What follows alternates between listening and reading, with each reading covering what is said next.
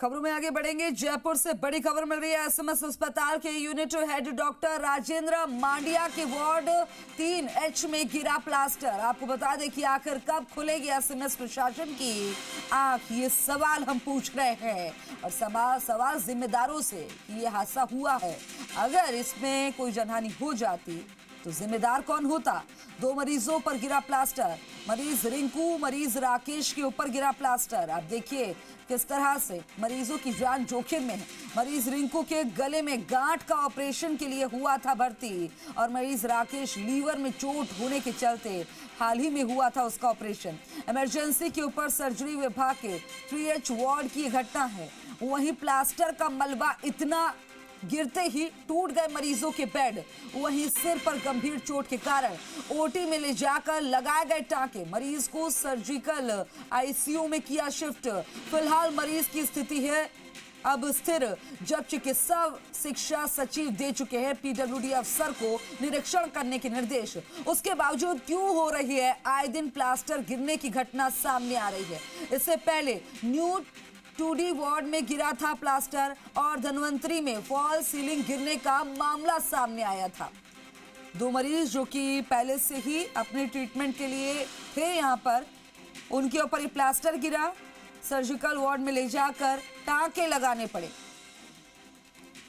एवज पांचाल मेरे सहयोगी ज्यादा जानकारी के साथ फुलन पर बन गए। एवज, ये हादसा हुआ, ये जानलेवा हादसा हो सकता था जब जिम्मेदारों को पूरी तरह से कहा गया है कि मौके पर जाकर तस्दीक करें और इन तमाम चीजों को दुरुस्त कराए, तो फिर क्यों नहीं जाग रहे जिम्मेदार।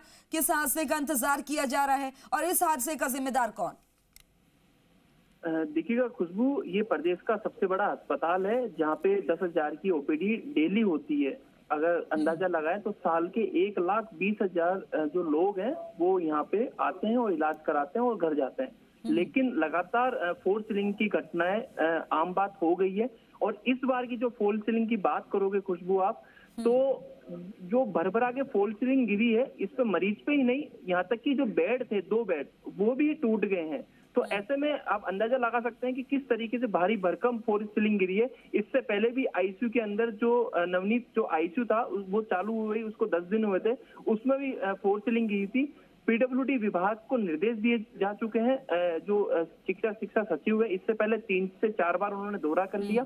उन्होंने कहा कि जो पीडब्ल्यूडी की जो चौकी है, जो उनका ऑफिस है, वो अस्पताल के अंदर स्थिर होना चाहिए और लगातार पीडब्ल्यूडी के जो अधिकारी हैं वो अस्पताल का निरीक्षण करें। निरीक्षण के दौरान इनकी अस्पताल की जो दीवारें हैं उनको मरम्मत करें। लेकिन इस घटना को लेकर बड़ा दुख है कि जो 2 मरीज थे, एक को जो रिंकू है उसके गले में करीब गांठ थी, जो उसका जो इलाज चल रहा है। लेकिन जो मरीज दूसरा जो राकेश था उसके पहले से ही लीवर में चोट थी, तो ऐसे में उसका हाल ही में ऑपरेशन हुआ था।